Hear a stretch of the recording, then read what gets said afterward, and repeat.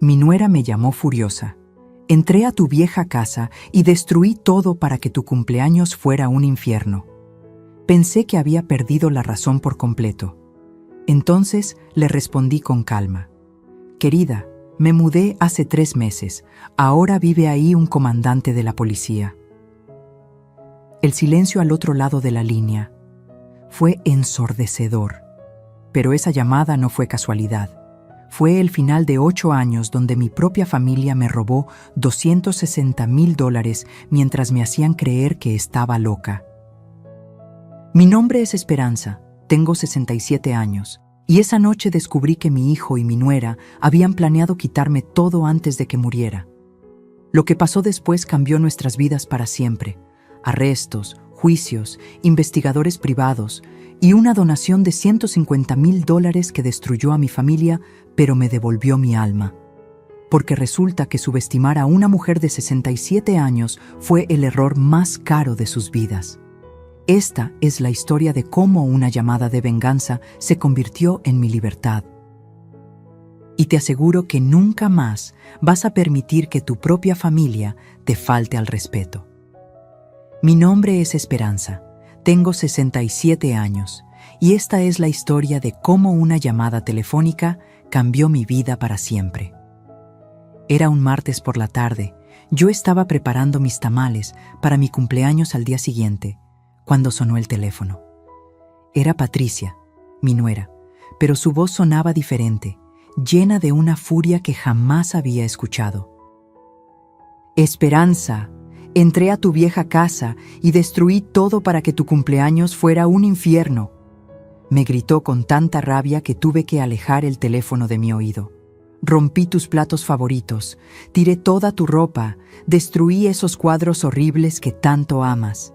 Quería que sufrieras como yo he sufrido todos estos años. Mi corazón se aceleró, pero no de miedo, sino de algo extraño, como alivio. Después de 8 años de soportar sus desplantes, sus manipulaciones, sus formas de controlar cada peso que gastaba, finalmente había mostrado su verdadera cara. Respiré profundo y le respondí con una calma que me sorprendió a mí misma. Querida Patricia, le dije, saboreando cada palabra, me mudé hace 3 meses. Ahora vive ahí el comandante García de la Policía Municipal. El silencio al otro lado de la línea fue ensordecedor. Podía escuchar su respiración agitada, probablemente procesando lo que acababa de decir. 3 meses. 3 meses en los que ni ella ni mi hijo Roberto se dieron cuenta de que me había mudado. 3 meses en los que no se molestaron en visitarme, en preguntarme cómo estaba, en saber si necesitaba algo. ¿Qué dijiste? Su voz ahora temblaba. Lo que escuchaste, querida. El comandante García se mudó ahí el mes pasado. Es un hombre divorciado, con 3 hijos, y muy estricto con la ley. Imagino que ya debe haber llamado a sus compañeros. Hice una pausa, dejando que la realidad la golpeara. Dime, Patricia, ¿cuánto daño hiciste exactamente? Escuché un gemido ahogado del otro lado. Sabía que estaba calculando mentalmente. Allanamiento de morada, daños a propiedad privada, vandalismo. En México, eso podía significar de 6 meses a 4 años de prisión, dependiendo del valor de los daños. Esperanza, yo pensé que... Ahora lloraba. Pensaste que podías seguir lastimándome sin consecuencias, la interrumpí. Pensaste que esta vieja tonta nunca se defendería. Pensaste que siempre sería tu fuente de dinero y humillación. Colgué el teléfono con manos temblorosas, no de miedo, sino de una extraña emoción que no sentía desde hacía años. Poder. Por primera vez en mucho tiempo, yo tenía el control. Miré por la ventana de mi nueva casa, pequeña pero mía, pagada con mis propios ahorros, y sonreí. El teléfono volvió a sonar. Era Roberto. «¡Mamá! ¿Qué carajo hiciste?». La voz de mi hijo Roberto sonaba desesperada. En 35 años de vida, pocas veces lo había escuchado tan alterado. «Patricia está en la delegación. Dice que tú sabías que iba a entrar a la casa». Me senté en mi sillón favorito. el único mueble que había logrado salvar de mi antigua vida, y suspiré. Era hora de contarle a mi hijo por qué su madre había desaparecido de su radar durante 3 meses sin que él se diera cuenta. Roberto, siéntate y escúchame bien, porque esto va a doler. Mi voz salió más firme de lo que esperaba. Hace 4 meses, después del funeral de tu padre, ustedes dos vinieron a mi casa con una propuesta muy generosa. ¿Recuerdas? Podía escuchar su respiración nerviosa del otro lado. Claro que recordaba. Habían llegado con un folder lleno de papeles, hablando de oportunidades de inversión y de cómo yo, una mujer sola, no sabría manejar los $180,000 que tu padre me había dejado. Patricia me explicó que ustedes necesitaban $60,000 para expandir el negocio de refacciones. Me dijeron que era una inversión segura, que en 6 meses me devolverían el doble. Hice una pausa, recordando cómo me habían hecho sentir como una tonta por dudar. ¿Sabes qué hice al día siguiente, Roberto? Mamá, yo fui al banco y pregunté sobre esa empresa que mencionaron. ¿Sabes qué me dijeron? Que había quebrado hace 8 meses. Entonces, contraté a un contador para revisar los papeles que me habían dado. Eran falsos, Roberto. Todo era falso. El silencio se extendió tanto que pensé que había colgado. Después investigué más, continué, sintiendo cómo cada palabra era un clavo en el ataúd de nuestra relación. Descubrí que en los últimos 3 años me habían pedido prestado $45,000 que nunca devolvieron. Pequeñas cantidades, $800 para la colegiatura de los niños, $1,200 para reparar el carro, $3,000 para emergencias médicas que nunca existieron. Mamá, nosotros íbamos a... ¡Silencio!, grité, sorprendiéndome de mi propia fuerza. Durante 8 años, cada vez que visitaban mi casa, Patricia revisaba mis cosas, mis papeles, mis estados de cuenta. Pensé que era curiosidad de nuera. Ahora entiendo que estaba inventariando mis posesiones. Roberto empezó a llorar del otro lado. Llantos de hombre adulto, de quien sabe que lo descubrieron. Así que hace 3 meses, mientras ustedes planeaban cómo quitarme todo, yo me mudé. Vendí la casa, tomé mis ahorros y desaparecí de sus vidas. ¿Y sabes qué es lo más triste de todo esto? Que en 3 meses ni una sola vez se preguntaron dónde estaba su madre. Después de colgar con Roberto, me preparé un té de manzanilla y me senté a recordar cómo había llegado a este punto. Patricia entró a nuestras vidas hace 8 años como una bendición. Roberto tenía 27 años y había tenido varias novias que, francamente, no me convencían. Pero Patricia era diferente, educada, trabajadora, con planes de futuro.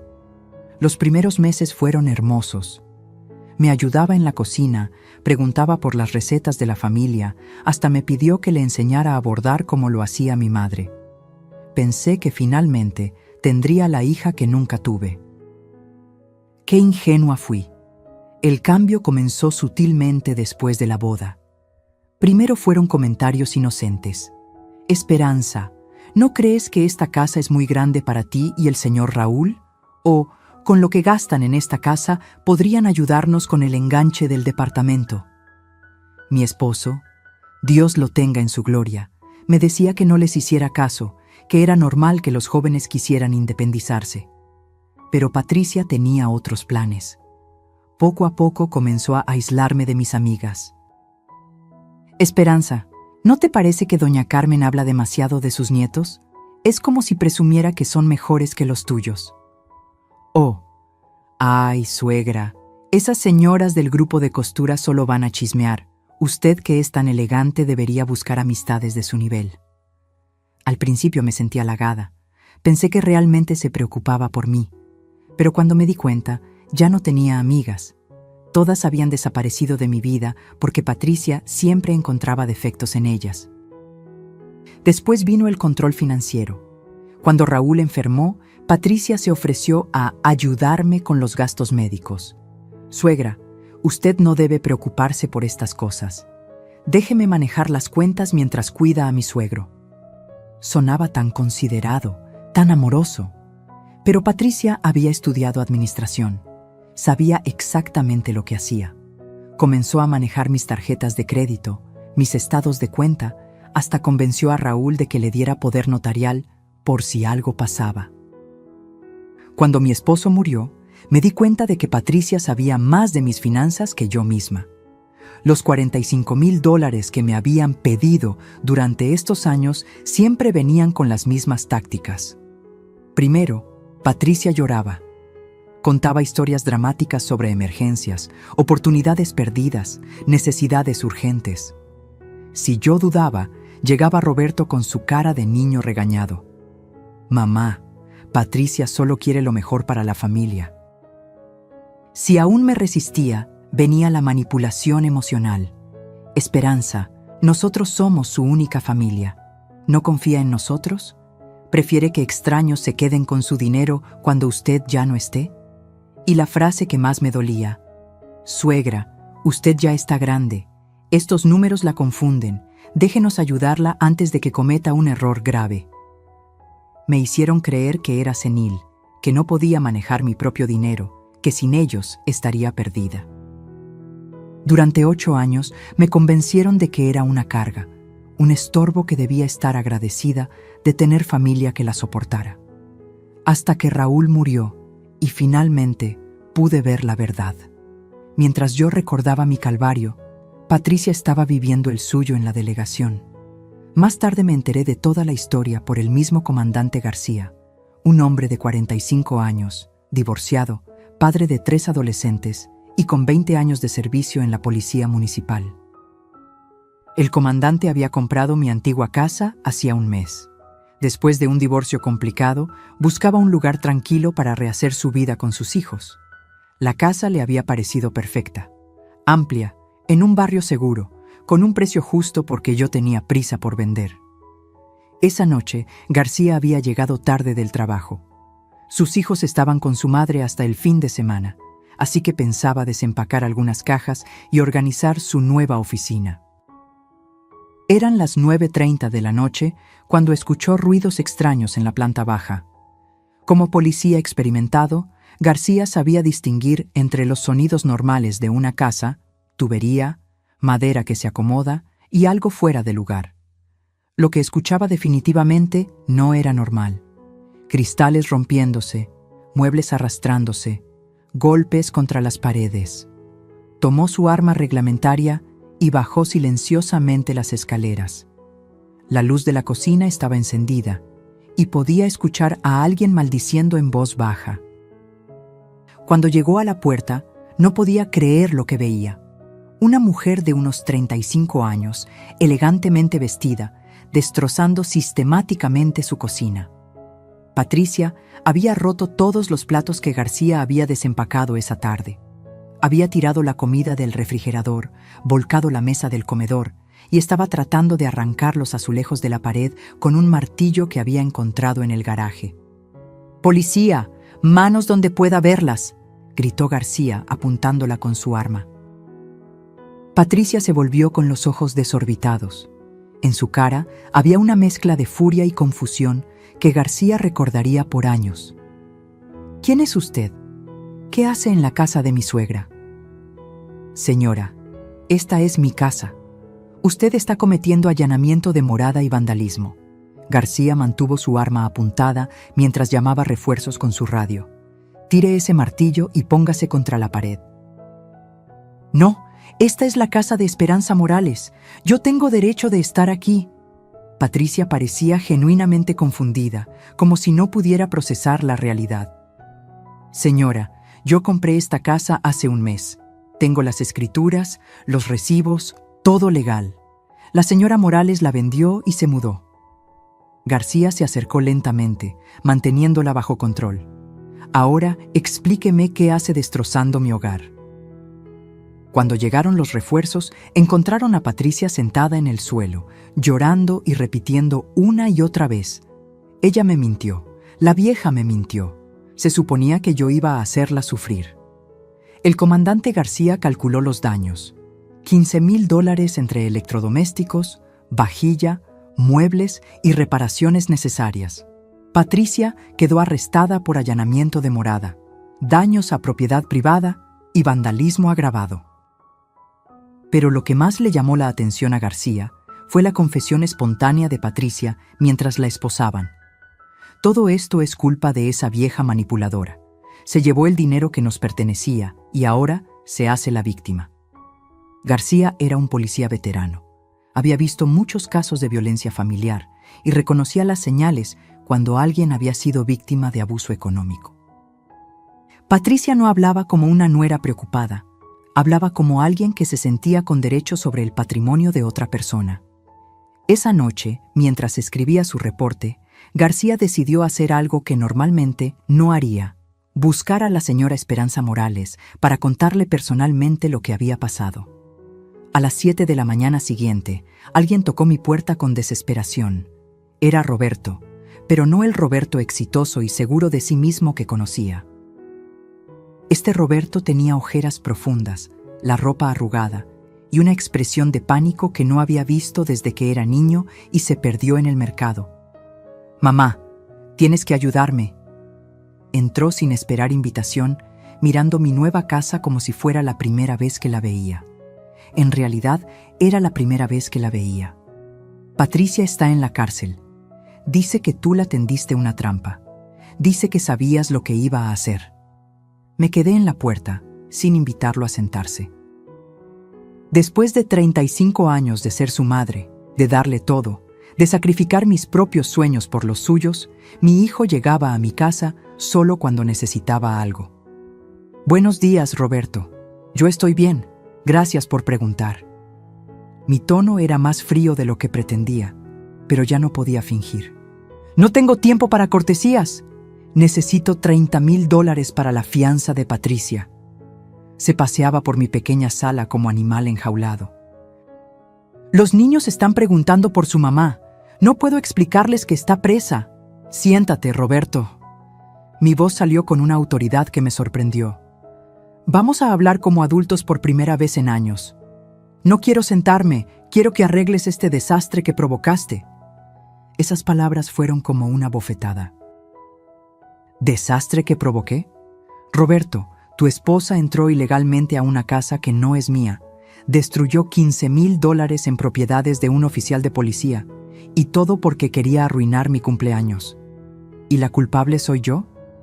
Sí, porque te mudaste como una ladrona, sin decirnos nada, como si fuéramos extraños. Su cara estaba roja de furia. Ese dinero que tienes debería ser nuestro. Papá trabajó toda su vida para dejarnos algo. Ahí estaba. La verdad que había estado evitando enfrentar durante años. Mi hijo no me veía como su madre, me veía como un obstáculo entre él y una herencia. Tu padre trabajó toda su vida para asegurar mi futuro, Roberto. Yo fui su esposa durante 40 años. Yo lo cuidé cuando estuvo enfermo. Yo pagué sus medicinas, sus doctores, sus noches en el hospital. Mi voz temblaba, pero no de miedo, sino de una tristeza profunda. Ese dinero es mío por derecho, por amor, por sacrificio. «Mamá, siempre fuiste egoísta», me gritó, y en ese momento vi al hombre en que se había convertido. «Tienes 67 años. ¿Para qué necesitas tanto dinero? Nosotros tenemos gastos, tenemos hijos, tenemos futuro». Me senté pesadamente en mi sillón. El niño que había cargado en brazos, al que había desvelado cuando tenía fiebre, al que había defendido de los maestros cuando se portaba mal. Ese niño había muerto en algún momento y yo no me había dado cuenta. ¿Sabes qué es lo más triste de todo esto, Roberto?, le pregunté, sintiendo cómo se me quebraba el corazón. Que en 3 meses no te diste cuenta de que tu madre había desaparecido. 3 meses, hijo. No me llamaste, no me visitaste, no te preguntaste si estaba bien, si necesitaba algo, si me sentía sola. Mamá, yo no terminé. Mi voz ahora era firme. En 8 años, cada vez que venían a mi casa, era para pedirme dinero. Nunca para preguntarme cómo estaba. Nunca para contarme de sus vidas. Solo para ver qué podían obtener de mí. Roberto se dejó caer en el sillón frente a mí, finalmente callado. Y ahora vienes aquí, después de que tu esposa cometió un delito, y tu primera palabra no es una disculpa, es una exigencia. Quieres que pague su fianza como si fuera mi obligación limpiar sus errores. Las lágrimas comenzaron a rodar por mis mejillas, pero por primera vez en años, no eran lágrimas de impotencia. Después de que Roberto se fue, prometiendo arreglar las cosas entre nosotros una vez que Patricia saliera de la cárcel, me quedé sola en mi pequeña casa. Por primera vez en meses, el silencio no me trajo paz. Me trajo una soledad tan profunda que pensé que me ahogaría en ella. Me senté en la oscuridad de mi sala, sin encender las luces, dejando que la realidad me golpeara con toda su fuerza. Mi único hijo, el bebé por el que había rezado durante 5 años de matrimonio estéril, el niño por el que había renunciado a mi carrera como maestra, el joven por el que había trabajado doble turno para pagar su universidad, ese hijo me veía como un obstáculo. Las lágrimas llegaron como una tormenta. Lloré por los 40 años de matrimonio con Raúl, cuando éramos felices, cuando Roberto era pequeño y nuestra familia parecía perfecta. Lloré por las ilusiones perdidas, por la nuera que pensé que me amaría como a una madre, por los nietos que ahora verían a su abuela como la mala del cuento. Pero sobre todo, lloré por la madre que había sido. ¿En qué me había equivocado? ¿Cuándo Roberto dejó de verme como su madre y comenzó a verme como una fuente de dinero? ¿Había sido demasiado condescendiente? ¿Demasiado generosa? ¿Demasiado débil? Recordé cuando Roberto tenía 8 años y se enfermó de neumonía. Pasé 3 semanas durmiendo en una silla junto a su cama de hospital, sin importarme mis propias necesidades. Recordé cuando cumplió 15 y quería una bicicleta carísima que no podíamos permitirnos. Raúl y yo trabajamos horas extra durante meses para comprársela. Recordé su graduación universitaria, cuando me abrazó frente a todos sus compañeros y dijo: «Todo lo que soy se lo debo a mi madre». ¿Qué había pasado con ese Roberto? ¿Cuándo se convirtió en este hombre que me gritaba por no dar más dinero? A las 3 de la madrugada, llamé a mi hermana Luz, que vive en Guadalajara. Necesitaba escuchar una voz familiar, alguien que me recordara quién era antes de convertirme en la suegra rica que todos querían explotar. «Esperanza, ¿qué pasa? ¿Estás bien?» Luz sonaba preocupada. «Luz, creo que perdí a mi hijo». Le conté todo. La mudanza secreta, los fraudes descubiertos, la arrestada de Patricia, la pelea con Roberto. «Ay, hermana», suspiró Luz después de escuchar mi historia. «Roberto siempre fue consentido. Mamá nos decía que le dabas demasiado. Pero ¿cómo pude crear un monstruo así? ¿Cómo pude fallar tanto como madre?» «Esperanza, escúchame bien. No fallaste como madre, fallaste como mujer al no ponerte límites. Hay una diferencia». Su voz era firme pero amorosa. «Un hijo agradecido no chantajea a su madre. Un hijo que ama no permite que su esposa abuse de su madre. Roberto eligió el dinero sobre ti hace mucho tiempo. Pero son mis nietos, Luz. Si no arreglo esto, nunca más los voy a ver». ¿Y qué ejemplo les estás dando si cedes? ¿Que está bien robarle a los abuelos? ¿Que la familia puede abusarse mutuamente sin consecuencias? Luz tenía razón, pero mi corazón de madre se resistía a aceptarlo. «Esperanza, mañana vas a despertar y vas a tomar una decisión. O sigues siendo la víctima que le da dinero a quien la maltrata, o te conviertes en la mujer fuerte que tu madre fue, que tu abuela era, que llevas en la sangre». Después de colgar, me quedé despierta hasta el amanecer, pensando en las palabras de mi hermana. ¿Qué habría hecho mi madre en mi lugar? ¿Qué habría hecho mi abuela? Esa mujer de hierro que crió 6 hijos sola después de que mi abuelo murió en la Revolución. Cuando salió el sol, tomé una decisión que cambiaría todo para siempre. A las 9 de la mañana, fui al despacho del licenciado Martínez, el abogado que me había ayudado con la venta de mi casa. Era un hombre mayor, de confianza, que había conocido a mi esposo durante años. «Licenciado, Necesito contratar un investigador privado. Quiero saber exactamente qué han hecho mi hijo y mi nuera con mi dinero durante estos años. Esperanza, ¿estás segura? Estas investigaciones pueden revelar verdades muy dolorosas. Licenciado, ya no tengo nada que perder. Mi relación con Roberto está rota. Patricia está en la cárcel. Y necesito saber la verdad completa antes de decidir qué hacer.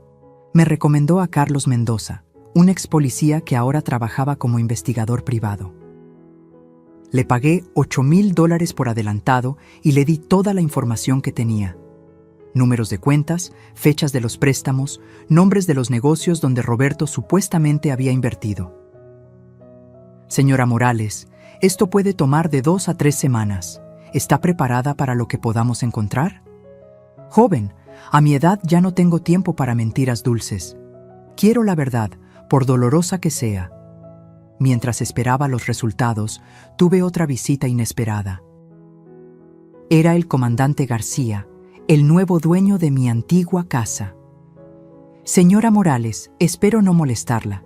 Quería hablar con usted sobre lo que pasó con su nuera. Comandante, no se preocupe. Patricia es responsable de sus actos. Usted no tiene que disculparse por defender su propiedad. En realidad, quería contarle algo más. García se veía incómodo. Cuando arresté a la señora Patricia, hizo algunas declaraciones muy reveladoras. Habló de dinero que supuestamente le pertenecía, de negocios, de planes para demostrar que usted no estaba mentalmente capacitada. Mi sangre se heló. ¿Qué dijo exactamente? Gritaba que usted había arruinado sus planes, que se suponía que para estas fechas ya tendría control de sus finanzas. Mencionó algo sobre papers firmados y doctores que confirmarían su incapacidad mental. García sacó una pequeña grabadora. Espero que no le moleste, pero grabé su confesión. Como policía, he visto muchos casos de abuso financiero hacia adultos mayores. Creo que esto podría serle útil. Escuché la grabación con horror creciente. La voz de Patricia, distorsionada por la histeria, pero clara en su contenido. Todo esto es culpa de esa vieja loca. Se suponía que ya estaríamos tramitando su incapacidad. El doctor Ruiz ya tenía listo el diagnóstico. Roberto ya había falsificado su firma en los poderes. Ese dinero nos pertenece. ¿Roberto falsificó mi firma? Pregunté con voz temblorosa. Eso fue lo que dijo. También mencionó algo sobre tarjetas de crédito a su nombre. 2 semanas después, Carlos Mendoza llegó a mi casa con un folder que cambiaría mi vida para siempre. Los resultados de su investigación eran devastadores. Señora Morales, lamento informarle que sus sospechas eran correctas, pero la realidad es peor de lo que imaginaba. Roberto y Patricia habían sacado 3 tarjetas de crédito a mi nombre, con una deuda acumulada de $95,000. Habían usado copias de mi identificación y comprobantes de ingresos falsificados. El dinero lo habían gastado en vacaciones, un carro nuevo para Patricia y varios negocios que en realidad eran esquemas piramidales. Pero hay más, continuó Carlos. Encontré evidencia de que estaban planeando declararla mentalmente incapaz. Tenían citas programadas con un psiquiatra corrupto, el doctor Ruiz, quien por $5,000 estaba dispuesto a firmar cualquier diagnóstico. ¿Y mi casa? ¿También la querían? Ya la habían hipotecado ilegalmente, señora. Usaron documentos falsificados para obtener un préstamo de $120,000 contra la propiedad. Por eso tenían tanta prisa en que usted firmara nuevos poderes notariales. Me quedé sin palabras. Durante 8 años, mientras yo pensaba que tenía una familia que me amaba, ellos habían estado planeando sistemáticamente robarme todo. ¿Qué puedo hacer, Carlos? Con esta evidencia, podemos presentar cargos criminales por fraude, falsificación de documentos y abuso financiero hacia adulto mayor. Estamos hablando de 10 a 15 años de prisión para ambos. Esa noche no dormí. Tenía en mis manos la evidencia para destruir completamente a Roberto y Patricia, pero también tenía el poder de construir algo nuevo, algo mejor. Era hora de dejar de ser víctima y convertirme en justicia. La mañana después de recibir la investigación de Carlos, me desperté diferente. No física, sino mentalmente. Era como si durante décadas hubiera estado viendo el mundo a través de un vidrio empañado y finalmente alguien lo hubiera limpiado. Me bañé, me vestí con mi mejor ropa y por primera vez en años me maquillé completamente. Cuando me vi en el espejo, reconocí a la mujer que había sido antes de convertirme en la suegra sumisa que todos esperaban que fuera. Mi primera parada fue el banco. Buenos días, necesito hablar con el gerente sobre fraude en mis cuentas. El licenciado Herrera, gerente de la sucursal donde había tenido mis cuentas durante 20 años, se puso pálido cuando le mostré la evidencia de las tarjetas de crédito falsificadas. Señora Morales, esto es muy grave. Vamos a bloquear inmediatamente todas las cuentas asociadas con estos números. También vamos a reportar el fraude a las autoridades financieras. Licenciado, quiero hacer algo más. Quiero transferir todos mis fondos a una nueva cuenta, en un banco diferente, con nuevos números y códigos de seguridad que solo yo conozca. Por supuesto, también le recomiendo que cambie todos sus passwords y pins de seguridad. Mi segunda parada fue con el licenciado Martínez para cambiar mi testamento. El anterior, hecho cuando Roberto era un hijo amoroso, le dejaba todo a él. El nuevo sería muy diferente. Esperanza, ¿estás segura de estas decisiones? Son muy drásticas. Licenciado, durante 67 años he tomado decisiones pensando en otros. Hoy tomo decisiones pensando en mí. Mi tercer paso fue el más doloroso. Fui a la escuela de mis nietos. Necesitaba verlos, explicarles que la abuela no había desaparecido, que los amaba, pero que las cosas iban a cambiar. Abuela Esperanza, mis nietos, Sofía de 12 años y Miguel de 9, corrieron hacia mí cuando me vieron en la salida de la escuela. Hola, mis amores. ¿Puedo hablar con ustedes un momento? Los llevé a una cafetería cerca de la escuela. Era importante que escucharan la verdad de mis labios, no la versión distorsionada que seguramente les contarían en casa. Niños, sé que sus papás les han dicho que la abuela se fue sin avisar. Quiero que sepan que eso no es cierto. La abuela se mudó porque necesitaba un lugar seguro. ¿Por qué mamá está en la cárcel?, preguntó Sofía con lágrimas en los ojos. Porque cometió un error muy grande, mi amor. Y ahora tiene que enfrentar las consecuencias. ¿Es cierto que ya no nos vas a ver? Miguel se veía tan pequeño, tan vulnerable. Niños, escúchenme bien. Yo los amo más que a mi propia vida. Siempre van a ser mis nietos. Siempre van a ser mi familia. Pero los adultos a veces hacemos cosas incorrectas y cuando eso pasa, tiene que haber consecuencias. Les di mi nuevo número de teléfono y mi nueva dirección.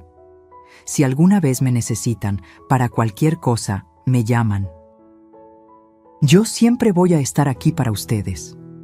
Esa noche, Carlos Mendoza me llamó con noticias importantes. Señora Morales, tengo contactos en el Ministerio Público. Patricia va a salir bajo fianza mañana, pero va a enfrentar cargos muy serios. Con la evidencia que tenemos, también podemos procesar a Roberto.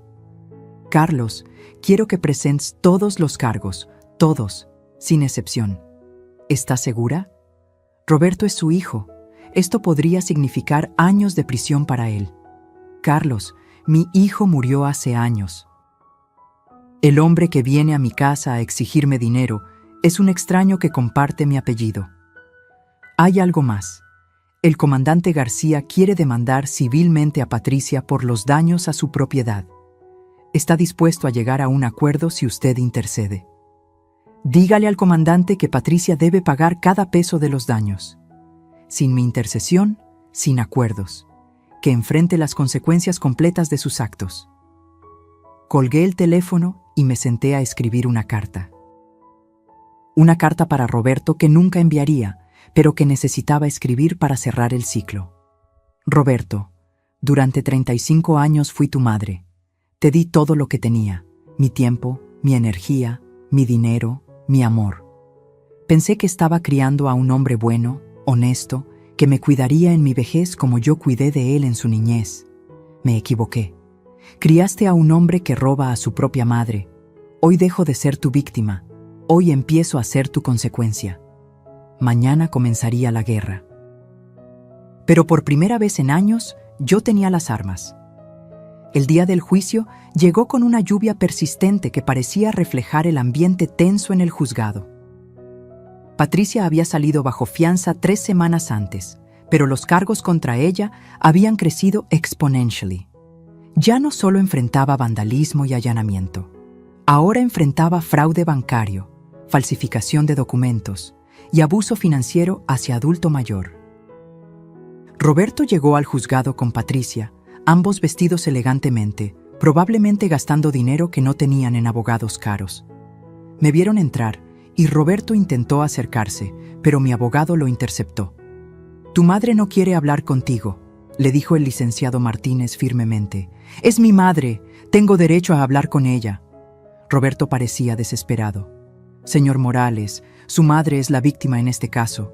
Usted es uno de los acusados, no tienen nada que hablar».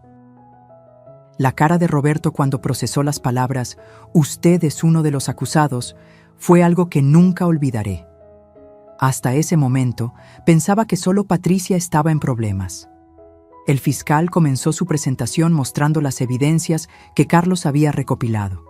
Las tarjetas de crédito falsificadas, los documentos con firmas imitadas, los estados de cuenta que mostraban el robo sistemático durante 8 años. Señores del jurado, durante casi una década, los acusados Roberto Morales y Patricia Sandoval ejecutaron un plan calculado para despojar a la señora Esperanza Morales de su patrimonio. No estamos hablando de errores o malentendidos. Estamos hablando de un fraude deliberado y sostenido contra una mujer de 67 años que confiaba en ellos como familia. Cuando me llamaron al estrado, caminé con la dignidad que había perdido durante años y finalmente había recuperado. Miré directamente al jurado, evitando las caras suplicantes de Roberto y Patricia. «Señora Morales», me preguntó el fiscal, ¿puede explicar al jurado cómo se sintió cuando descubrió que su hijo y su nuera habían estado robándole durante 8 años? «Señor fiscal», respondí con voz clara, «me sentí como una tonta. Durante años me hicieron creer que era senil, que no podía manejar mis propias finanzas, que era una carga para mi familia. Ahora entiendo que era parte de su plan hacerme sentir incapaz». ¿En algún momento sospechó lo que estaba pasando? Cuando mi esposo murió y vi cómo se comportaron, no vinieron a consolarme o a ayudarme con el duelo. Vinieron con papeles de inversión y planes para mi dinero. En ese momento entendí que para ellos yo no era una madre o una suegra. Era una cuenta bancaria.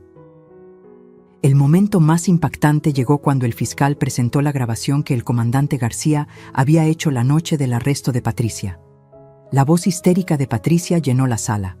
El doctor Ruiz ya tenía listo el diagnóstico. Roberto ya había falsificado su firma en los poderes. Ese dinero nos pertenece. Roberto se puso de pie bruscamente. Esa grabación es ilegal. Patricia estaba en shock. «Señor Morales, siéntese», ordenó el juez. Su turno de hablar llegará cuando su abogado lo llame al estrado. Pero Roberto no se controló. «Mamá, míranos, somos tu familia. ¿Vas a destruir a tu propia familia por dinero?» «Silencio», gritó el juez. «Una palabra más y lo sacaré del tribunal». Me volví hacia Roberto por primera vez en el día. «Roberto, tú destruiste a esta familia el día que decidiste que yo valía más muerta que viva. Yo solo estoy recogiendo los pedazos». El abogado de Roberto y Patricia hizo un intento desesperado de presentarlos como una pareja joven con problemas financieros que habían tomado prestado dinero con la intención de devolverlo. Pero las evidencias eran abrumadoras. Cuando presentaron la lista completa de fraudes, $95,000 en tarjetas de crédito falsas, $45,000 en préstamos nunca devueltos, la hipoteca ilegal de $120,000 sobre mi antigua casa, hasta su propio abogado se veía derrotado. El fiscal hizo su alegato final. «Señores del jurado, los acusados no robaron dinero, Robaron la dignidad, la confianza y la paz mental de una mujer que los había amado incondicionalmente. Robaron 8 años de la vida de la señora Morales, haciéndola creer que era incapaz, senil, una carga. Ese robo es más grave que cualquier cantidad de dinero. Cuando el jurado se retiró a deliberar, me senté en los pasillos del juzgado por primera vez, sintiéndome completamente en paz. Independientemente del veredicto, había recuperado mi dignidad. Roberto se acercó una última vez. «Mamá, por favor, retira los cargos. Podemos arreglar esto en familia». «Roberto», le dije suavemente, «la familia se arregla en privado. Los crímenes se arreglan en los tribunales». El jurado regresó en 2 horas, culpables en todos los cargos. 6 meses después del juicio, Roberto recibió una sentencia de 5 años de prisión con posibilidad de libertad condicional en 3. Patricia recibió 4 años. Ambos quedaron obligados a pagar restitución completa, $260,000 entre fraudes, daños y intereses. Pero para mí, la verdadera justicia llegó una semana después, cuando fui al despacho del licenciado Martínez para firmar los documentos más importantes de mi vida. Esperanza, ¿está completamente segura de esta decisión? Una vez firmado, no hay vuelta atrás. Licenciado, nunca en mi vida he estado más segura de algo. Había decidido donar $150,000, casi toda mi herencia, al asilo de ancianos San José, un lugar que cuidaba a personas mayores que habían sido abandonadas por sus familias. Con esa donación, podrían construir una nueva ala y contratar más personal de enfermería. Pero Esperanza, ¿qué va a pasar con usted? ¿Cómo va a vivir? Licenciado, me quedan $30,000, mi casa está pagada y tengo mi pensión del gobierno. Es más de lo que necesito para vivir dignamente. Y más importante, es mío. Nadie puede quitármelo, manipularme para obtenerlo o hacerme sentir culpable por tenerlo. La ceremonia de donación se hizo en el asilo. Llegaron periodistas locales, el director del asilo, algunas familias de los residentes. Por primera vez en años me sentí útil, valorada, respetada. «Doña Esperanza», me dijo la directora del asilo, «¿por qué decidió hacer esta donación?» «Porque entiendo lo que se siente ser invisible para tu propia familia. Estos ancianos merecen dignidad, cuidado y amor en sus últimos años. Si mi dinero puede darles eso, entonces encontró su propósito perfecto». Durante la ceremonia, vi a mis nietos entre el público. Roberto había salido bajo libertad condicional y había traído a Sofía y Miguel. Los niños corrieron hacia mí después del evento. «Abuela, ¿es cierto que regalaste todo tu dinero?», preguntó Sofía. «No lo regalé, mi amor. Lo invertí en algo que me hace feliz». «¿Ya no vas a ser rica?», preguntó Miguel con preocupación.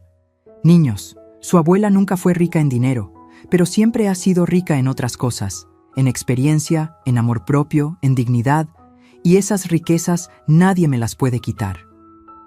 Roberto se acercó tímidamente. Se veía demacrado, envejecido. La prisión y los juicios habían cobrado su precio. «Mamá, necesitamos hablar». «Roberto, podemos hablar, pero bajo mis términos. Ya no soy la mujer que era». «Entiendo que estés enojada, pero…» «No estoy enojada, Roberto. La ira es un sentimiento muy fuerte para alguien que ya no me importa como antes.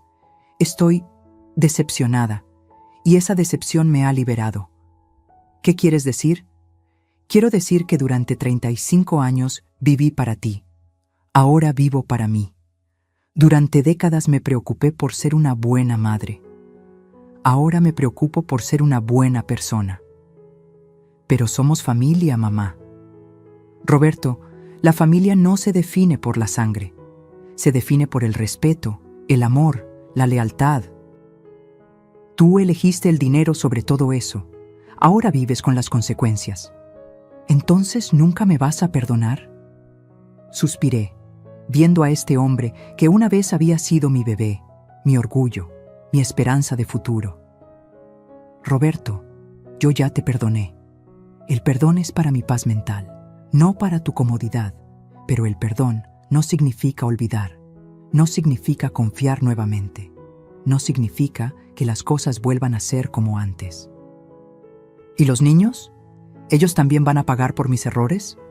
Los niños pueden visitarme cuando quieran, pueden llamarme, pueden pasar tiempo conmigo, pero bajo supervisión, en mi casa, con mis reglas. Y si alguna vez tratas de usarlos para manipularme, esa relación también terminará. Roberto comenzó a llorar. Mamá, Patricia me convenció. Yo no quería. Roberto, tienes 35 años. Ya no puedes culpar a otros por tus decisiones. Patricia no te obligó a falsificar mi firma. Patricia no te obligó a mentirme durante 8 años. Esas fueron tus decisiones. Lo vi alejarse con los niños, sabiendo que probablemente sería una de las últimas veces que hablaríamos como madre e hijo. Esa noche, en mi pequeña casa, me preparé un té y me senté en mi sillón favorito. Por primera vez en décadas, el silencio no me daba miedo, me daba paz. Era un martes lluvioso de noviembre cuando sonó mi teléfono. Reconocí el número. Era Roberto.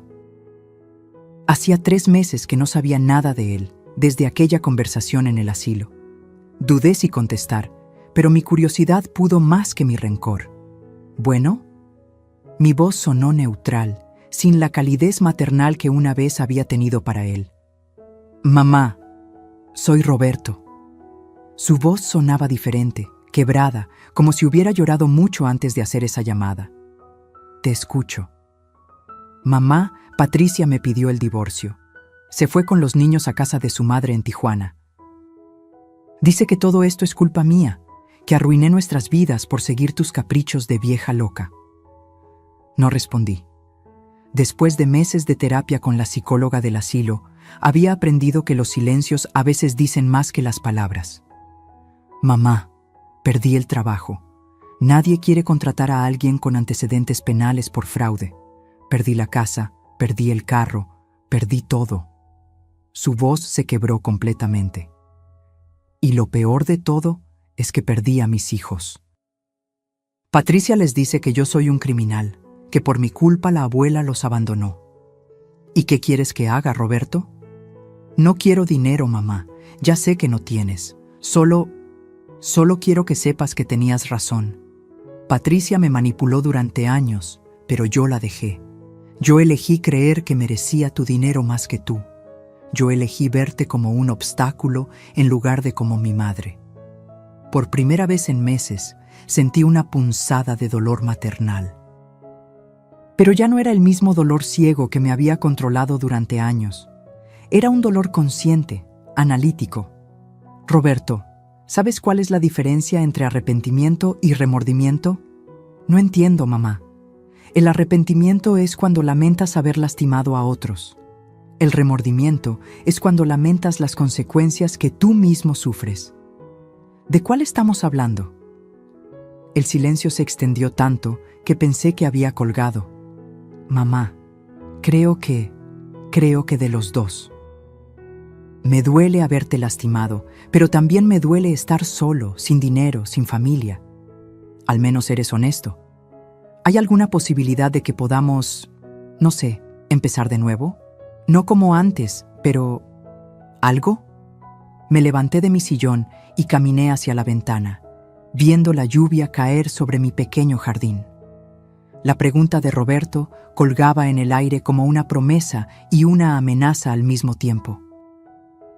Roberto, ¿sabes qué he aprendido en estos meses? ¿Qué, mamá? Que el amor de madre no se acaba, pero se transforma. Durante 35 años mi amor por ti fue ciego, incondicional, destructivo. Te di todo sin enseñarte el valor de nada. Te protegí tanto de las consecuencias que nunca aprendiste a ser responsable. Mamá, yo no terminé. Mi voz era firme pero no cruel. Ahora mi amor por ti es diferente. Es un amor que quiere verte crecer, que quiere que seas un hombre de bien, pero que ya no va a sacrificar mi dignidad por tu comodidad. ¿Eso significa que hay una oportunidad? Significa que si realmente quieres reconstruir algo conmigo, va a ser bajo mis términos. No habrá dinero, Roberto. No habrá préstamos, ni ayudas, ni emergencias que yo tenga que resolver. Tendrás que aprender a vivir con lo que tú mismo consigas. Entiendo. ¿De verdad? Porque la primera vez que vengas a pedirme dinero para la renta, o para los niños, o para cualquier emergencia, esa será la última vez que hablemos. Mamá, ya no tengo derecho a pedirte nada, lo entiendo. Y otra cosa, Roberto, si quieres una relación conmigo, tendrás que ir a terapia. No porque esté loca o porque seas malo, sino porque necesitas entender cómo llegamos hasta aquí. ¿Tú irías también? La pregunta me sorprendió. Si eso ayuda a que entiendas lo que me hiciste, sí, pero será un proceso largo, doloroso y sin garantías. Mamá, ¿puedo preguntarte algo? Dime, ¿alguna vez vas a poder verme como tu hijo otra vez? ¿O siempre voy a ser el hombre que te robó? Cerré los ojos, sintiendo el peso de sus palabras. Era la pregunta que yo misma me había hecho durante meses. Roberto, mi hijo murió el día que falsificaste mi firma por primera vez. El hombre que está hablando conmigo ahora es alguien que está tratando de nacer.